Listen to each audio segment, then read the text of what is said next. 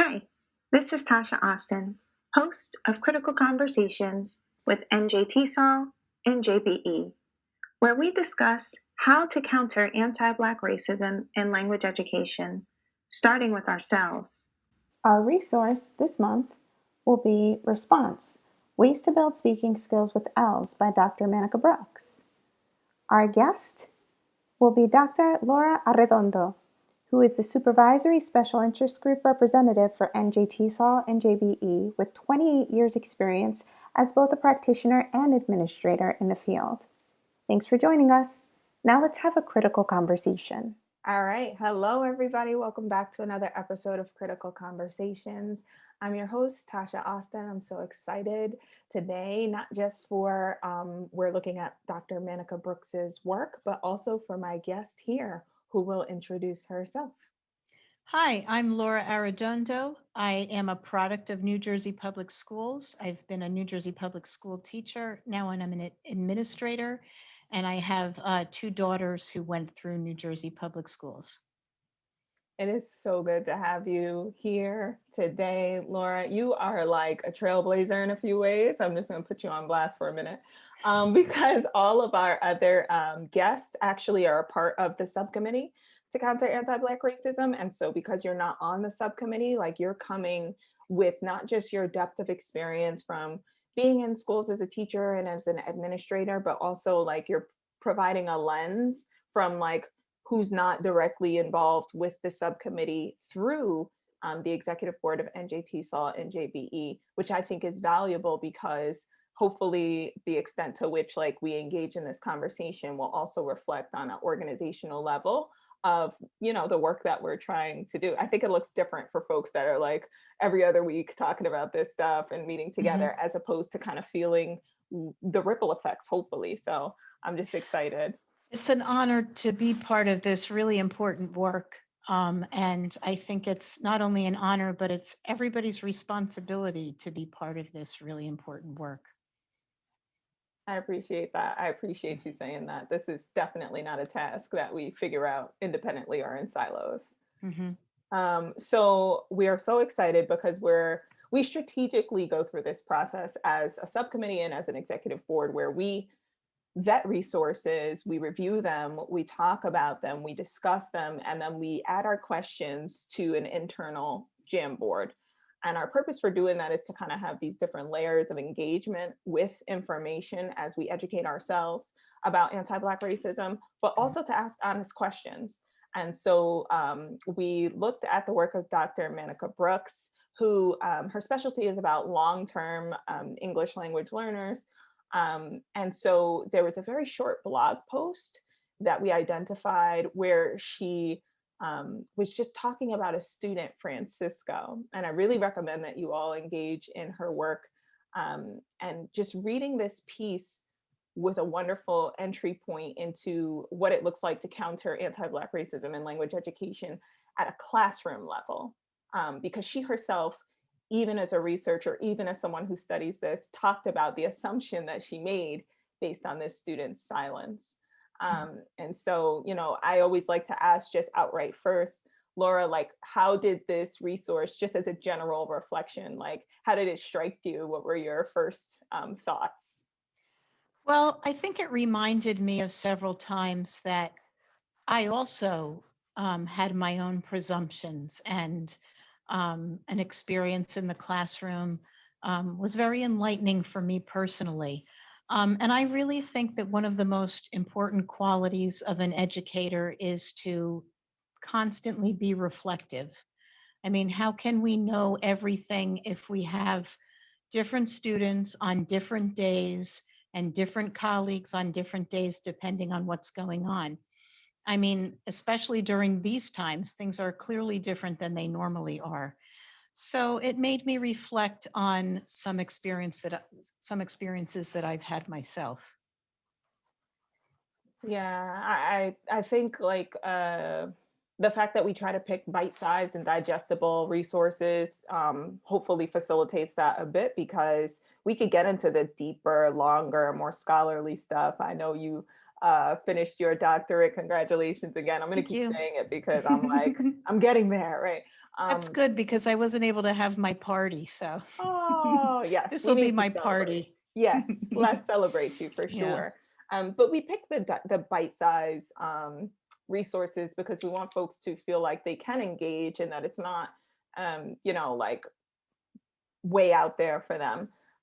But in talking about like it made you think of your own self and things that you've encountered. That was the hope. So, we look at the Jamboard, we pick these questions based on what everyone wants to really discuss and talk about. So I'm going to get right into the first question that I pulled off the Jamboard. And it says, what do I personally understand about racism? How and am I incorporating my students' full identities into the classroom? And maybe you can even draw from some of those personal reflections. Sure. I think that my understanding of racism has really changed and it continues to change every day. I think I'm not sure how the first question connects with the second question, so I'll focus on the first one. I think that, like most people who live in New Jersey, I grew up in a very segregated world. My town was all white, or pretty much white. I had 326 other students in my graduating class. There were less than 5 Black students. And I think this is an experience that many people have. And my parents were educators and they were progressive. However, there was something about it, almost like it was, and I don't mean to demean them because they were very good people. But like many people, there was almost like a charitable kind of slant to their liberalism. Not really a true understanding, a true regard of looking at people as human beings because they also did not live with Black people. And as the area where I grew up became more diverse, that included Latinx peoples, but not Black. And that was interesting to me. So I think that we definitely see anti-Black racism, and we also have this component of colorism that we see every day.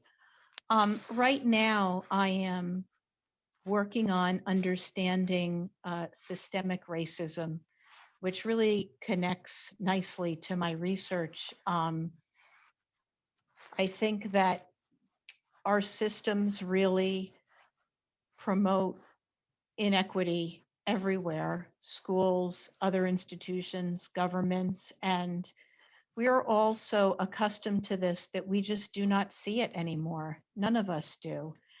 And I think that these past months, I've been really kind of looking at what to me was not thought about, the default, and understanding what that is, and understanding what white privilege is. And I think that, so what do I understand about racism? I have to honestly say, it's a growth. I'm learning. I don't know if I understand a lot about racism, but I'm trying. So your second question was about offering students a full experience. So the connection point, and it really goes back to what you mentioned about like this charitable slant and like understanding, and I'm so glad you're making it like strictly about New Jersey because I have an affinity for discussing the very specific type of systemic racism that we have here in this state and this ability for us to be absurdly diverse and never engage with folks who are different than us, right? Like that is the definition of systemic racism. Like how can we all be right here, most densely populated state in the nation, and we're arrogant about it too. We're from New Jersey. We're from blue New Jersey, as if we're going to tell other states like how far along we are, so that is really something to think about. Absolutely. And so, thinking about those systems that allow for us to stay separate, right? Those systems that allow for white folks generation after generation to actually opt out of engaging with Black folks or people of color, or the way that you gave the nuance to, yeah, it did become more diverse with Latinx folks, right? So there are Black Latinx folks, but you might not have seen them, right? Because race functions differently. So Correct. we would still bar folks who Mhm. are Black racially, which is just phenotype, from being a part of that diversity that increased even in, said neighborhood. But the following question was, how am I like, so now with a racial awareness, right? So talking about what I understand about racism now, how do I incorporate the full identities of my students into classrooms? And I think the way that it was posted was really thinking about incorporating the racial identity of students into classrooms. And I think that's the connection point between my personal understanding of racism and Mhm. then being able to acknowledge it in terms of who my students are in the classroom. Well, I think there's a lot of parts to that. First of all, we have to understand that students bear the results of the systemic racism just as much as we do. And when we talk about, for example, creating pathways for students that are more flexible rather than rigid tracking systems, it's more than providing access and saying, okay, we'll take X group of students in here. It's open to you now. You don't have to have this score on this test or this or that, because the students themselves have absorbed this message of inferiority. So you can't just open the door, And so I think the first part is validating students and their knowledge, so they see that they are capable, and maybe they get a different message than that message of inferiority. I would love to take apart sometimes the entire system.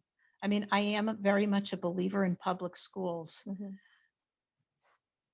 but it's all built on this hierarchy where the adults are mostly white adults, usually, are delivering the knowledge to students, all students, rather than working together as co-learners.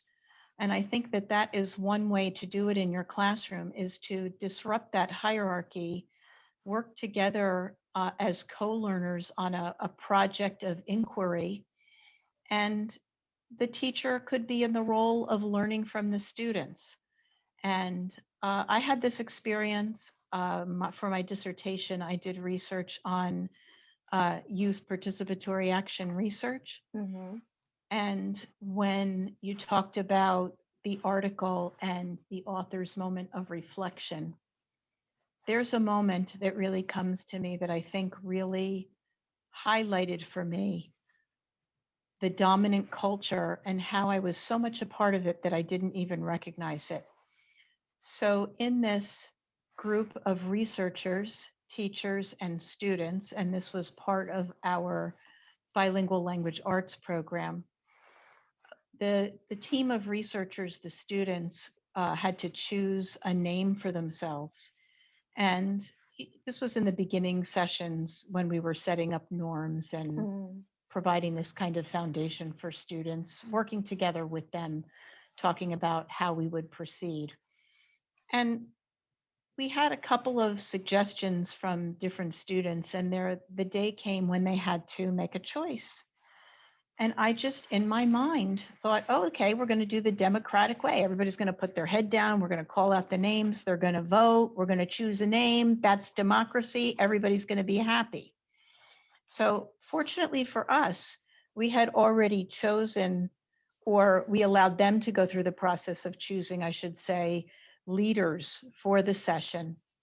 And I was taken aback. I didn't know what they were doing at first. And it happened so quickly, I could see the other teachers, also the other adults in the room, surprised. And what we saw was one of the students, they were sitting in a circle, and rather than taking a vote, they went around the circle and gave each person a chance to express themselves. They heard each person's voice on how the group should identify with which name and why. And then at the end, they put together several ideas. So nobody felt like they lost. And it made me think, like, how often decisions are made like that. And we think, fine, democracy, the majority, it doesn't matter if it's 60%. And then you have 40% of your colleagues, of the people you live with and work with, that you're dragging along who don't feel good. You know, so that was really a wonderful learning experience for me. And I had many learning experiences. And we were sure to point out to the students, to tell them about those learning experiences for us and what we learned, because we really wanted to embrace this disrupted hierarchy and to have that validate their knowledge, how they do things, etc. So this was a group of Latinx students, mostly from Central America, all Spanish speaking, just to give you some context. And as you mentioned before, interestingly, there are no Black Latinx students in the group. And it's funny, that's something that I was thinking a lot about these past few weeks. I'm sure you know Ruth King, the author. Okay, so she wrote this book, Mindful of Race. And there was some session that I was engaged in which the leader of the session mentioned her. So I got the book and I highly recommend it for anybody. And I had participated in several sessions where the leader of the session on racism, anti-Black racism, spoke about white privilege, and they spoke about white people not being able to accept that they are part of this group, of this dominant culture, and they are part of this white group. And I, for most of my life, felt like that. I felt like I'm not really white, I'm whatever. And I thought about my grandparents who also suffered persecution. And I didn't understand that until I read Ruth King's book. That's great, because that gave me a glimpse of what Black people experience, and of course contributed to my feelings of empathy for other people. However, I could choose that identity whenever I wanted. And that is the definition of privilege. I could choose to identify myself with this other group, or I have a Latinx husband, so I understand. And that is white privilege, being able to identify with what group I want to when, and being able to evade the responsibility of being in that dominant white group, the majority, that really has to take this hard work on. I'm so glad that you kind of got into this space of points of understanding or empathizing or overlapping based on essentially intersectional understandings of identity, right? So there are so many pieces to identity, race being one of them, but also recognizing that the ability to opt in or opt out or pass, right, is something that really is different depending on the layers and levels of your identity that you find, whether you're in the dominant or the oppressed group. When you have to or can choose to either opt in or opt out of those parts of yourself to kind of like mask as being someone who is in the dominant class in any way, that already is a level of privilege that we have to acknowledge. And that for students who are, you know, I think of Baker Bell's work where she says, I can switch my language, but I can't switch my skin. That it's in a book called for White Teachers Who Teach Black Boys. But I've heard of that. I'm writing it down. It is so, and we usually try to put the links too for anything that's mentioned in the podcast. So we're going to look at that Ruth King work as well. But you know, this notion that I can opt out of recognizing the next person's humanity. It's like, you know, you kind of brought that up. And when you're thinking about these spaces, for you having done youth participatory action research, and engaging using like civics as a lens, I think it's really powerful, because what you're saying is that it's not just about the racial dynamic, which is so like centered, but also the innate expectation that the teacher is the leader and authority in the space. And then what Yes. happens when you're dealing with compounded oppressions of, I'm a minor and I'm Black, right? And so we get to this space where it's like, I don't know if I'm allowed to speak up or be heard in this space based on my age and my role as a student, as opposed to a co-learner. And I actually personally like feel very, very connected to that statement. Like I wrote an entire piece on co-learning, because I don't believe there's another way to learn. I don't think that No, what's happening within a space with students is learning unless it's co-learning, unless you I walk agree. away the way that you did, saying, wow, look at this thing that I learned, right? And that's a very liberatory kind of framework. Like I'm guided by, Black feminist thought for the most part, but I think about Bell Hooks saying, when you get into a space, you need to recognize one another's humanity. And that goes right back to your first statement of, you could feel and think that you are progressive, but it comes down to a basic level humanity. And being progressive or liberal or any of those things, if you're doing it through a lens of charity, that is an assumption of authority. That's an assumption of like a hierarchy that we have to Right. like disrupt, because And it's so much easier to be charitable, because when you're charitable, there's an implied dominance in that. And oh, we can help you out because you need our help. As soon as the oppressed group of people feels more powerful, then people get scared. They don't feel so charitable anymore.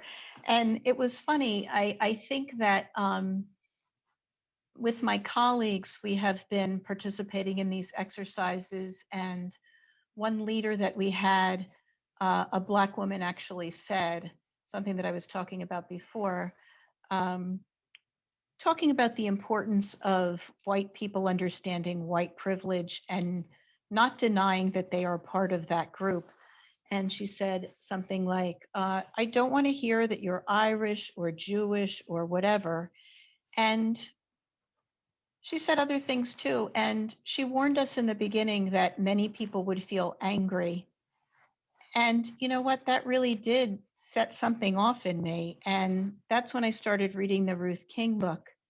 And I understood. I mean, I understood her frustration that she was expressing. And I think that it's really important for us to make sure we pause and breathe when we have those feelings of indignation. But I'm a good person. I didn't do that. Okay, where's this person coming from? And how am I contributing to this system?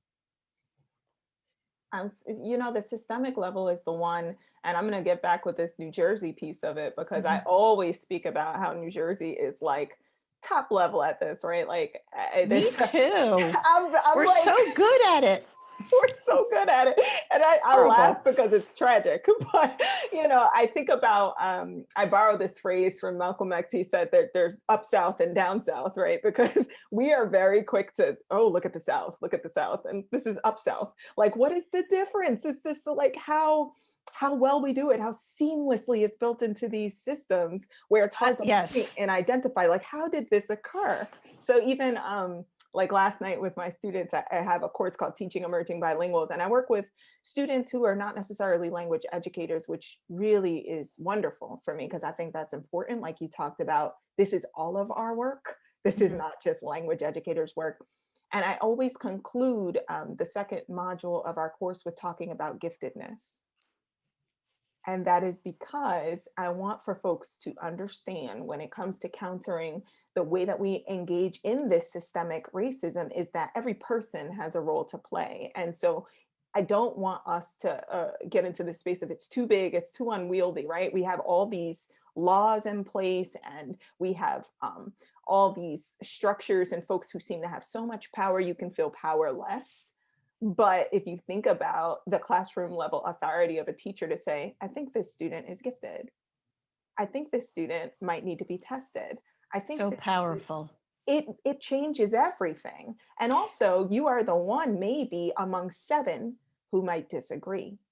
And That is how you rupture it, right? how often do we have this go in the other direction?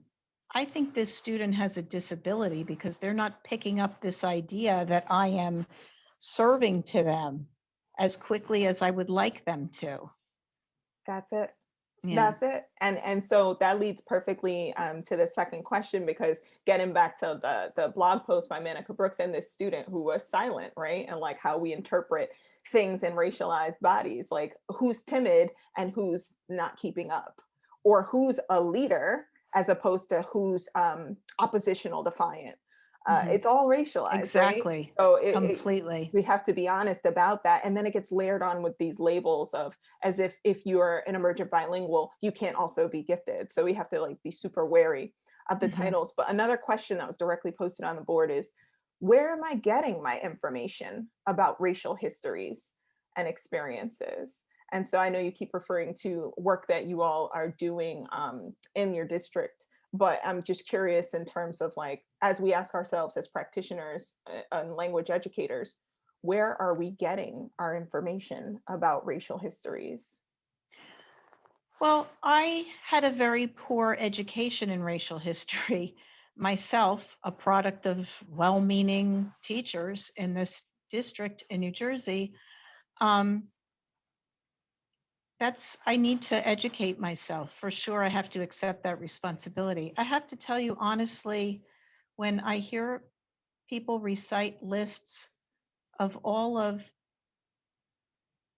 the Black people who have been killed through violence, I'm ashamed that I don't know more of their stories. And I think that that's really important. That will be a really important step for me to take the responsibility of finding out. I do think that I'm very proud of New Jersey for one thing, that they have these 4 focus areas, Amistad, Holocaust, LGBTQ, and climate change, which is also very important. And I worked with teachers to really integrate this throughout our curriculum as we're supposed to, not just to have like Black History Month or whatever. However, I think that there is a whole generation or 2 of us that are not benefiting from this education ourselves. I do think that disrupting the hierarchy in the classroom is one way to learn for sure from our students. But that might be a good thing to have, a racial history class for adults, people who have already been through the school system and have not had this appropriate and complete education. That, like, it gave me chills, number one, to hear you acknowledge that, it goes back to that classroom practice you reflected on from your own research, where watching the students engage in this naming practice and this democratic practice, where it was important to hear every voice and to have the naming practice, have ownership of the naming practice. There's so much power in names, and the fact that we don't know the names of the folks who have been brutally murdered because of racial violence, because of systemic racism, is a part of a dehumanizing practice that it's easier to turn away when we don't engage with like individuals as humans and with stories, with families and all those things. So that to me connects to this notion that we don't have a background. I too, public school graduate of too many schools of New Jersey. I moved a lot, right? So I have everything from urban, multicultural, suburban, high performing. Like my K-12 experience is very, very varied across the state of New Jersey. But what stayed the same was that we didn't talk about the history of Black people. They were asking about a couple years ago, somebody was trying to teach Black history and they decided everybody was going to take rules. And if you're Black, you pick cotton, and like these things that are so horribly harmful. My goodness. But at the end of the day, yes, there's some quote blame to be put on that teacher for sure. But if we get to the root of it, how do you, now you have a professional who's 12 years into their career and you say, here's the Amistad Law. And their entire upbringing, they've learned nothing about Black history. They've learned nothing about how our economy was born of free labor, of dehumanizing Black people. Like, they know nothing about that, but now there's a law and you need to teach it. Like, you kind of have to anticipate there's going to be some issues there. You do. And I think that that was one of the things I appreciated most about this Ruth King book. It's like I'm doing a plug for this book. I don't really mean to be. But in the beginning, I didn't understand the first part of her book really is about the lens. And the second part of the book, it's like it was another book. It's about mindfulness, meditation. And I didn't see the connection right away, but now I do, because I think it's really important when you're on the receiving end, I guess all parts of it, to be able to pause and breathe. So we're not reacting, but we're open to listening and we're open to learning. So I think that the mindfulness practice with the anti-Black racism learning is a really important piece. It's funny when you talk about New Jersey, I have two thoughts. One of them I just wanted to get back to, because one of the things in my district is they were looking for a book for a book study, and they wanted a book that they could have, that there was a similar book in Spanish, so that families who wanted to participate could also participate in this book club setup, reading a book together and discussing it. And I was reading books in Spanish, and I realized some of the books were definitely for a white audience, which was great. And they addressed some of the issues that I talked about, just to help people become more open to this and not to react, but to be open, understand, learn, reflect. But the translations in Spanish, when I was thinking about our population that clearly has indigenous roots, it just wasn't appropriate, because that community has lived through something very akin to anti-Black racism. And I could not bear the thought of telling them that, or, having them share in something that would indicate they have some kind of white privilege, because they really don't. I mean, there's, like we talked about, it's not like I can hide, like me as an individual can hide. I have white privilege. They don't have that. They don't have it among themselves, other Latinx people, and they don't have that among the greater world. But I did find a book where there is a translation in Spanish. I'm sure you've heard of it, Between the World and Me. Yeah, Ta-Nehisi Coates. And so relatable. I'm actually reading both versions right now, because this father speaking to his son about his fears, I just feel like that really reaches across different groups of people. We send our heart and souls out into the world. Yeah. And that will be meaningful. That will help people make connections. The other thing I wanted to mention, talking about New Jersey lore, I'm not sure if you're aware of this, but New Jersey has been called the Mississippi of the North. Did you know that? It sounds right. I haven't heard that before. I just call it up south, but I know we were the last, right, for everything. Yeah. So one of the things that I think in one of my master's programs, I had to do a little bit of research, and my mother actually is from East Orange. Okay. And there is part of this lore that in the early part of the 20th century, East Orange High School had a pool, and the district closed it down because they did not want Black students and white students to use the pool together. Or I should say, the white community did not want that. But it kind of got buried. And I think there was some question about whether this was legend or not in the old East Orange High School, if there was a pool. So it was true. It was true.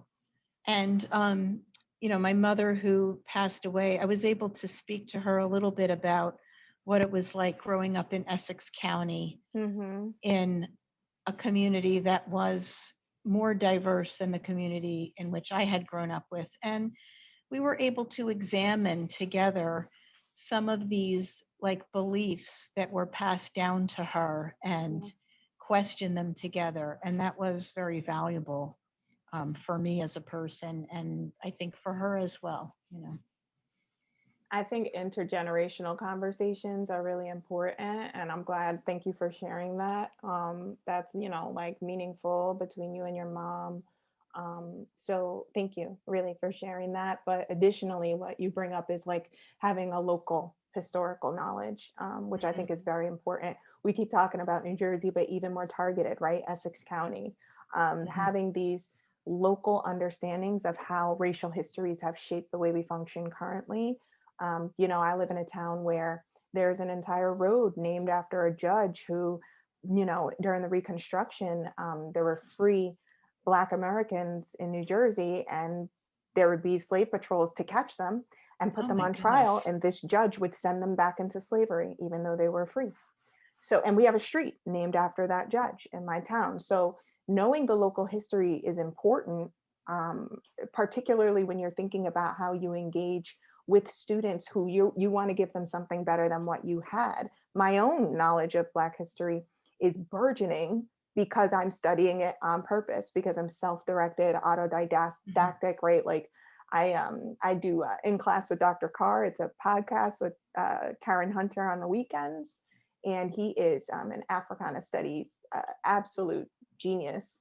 But every word he says is like news to me, right? And Oh, what is that podcast? That might be a good way for me to learn. In Class with Dr. Carr. Oh, I'm And definitely going to look for it. yeah, Dr. Karen Hunter is the host. And it's powerful on so many levels, but it's true that we could have been in the Mississippi of the North. And here we are charged with ensuring that not just we understand anti-Blackness in a US context, but globally as language educators. And it wasn't given to us in the K-12 space. So we're chasing after it as professionals and as researchers. And so when we ask this question, where are we getting our information? You know, there is an assumed innate knowledge on behalf of Black people that we understand our history X, Y, and Z. And if we seek after it, we can understand it. So we have the lived experience, which is very important, super necessary. But it doesn't mean that we have this kind of scholarly knowledge or background, because oftentimes we went to the same public schools as our white counterparts.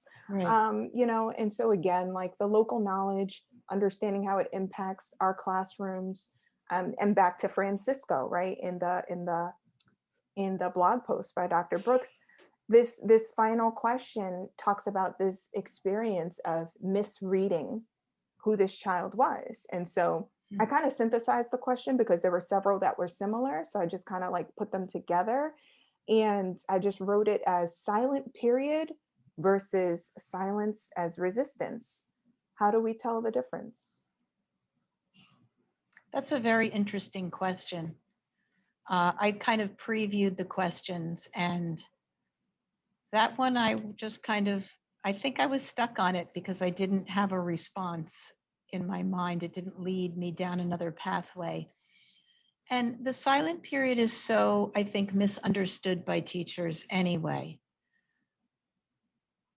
The silent period, I think, was meant that a student could be silent for 6 months to a year. So that's the first thing I think is misunderstood.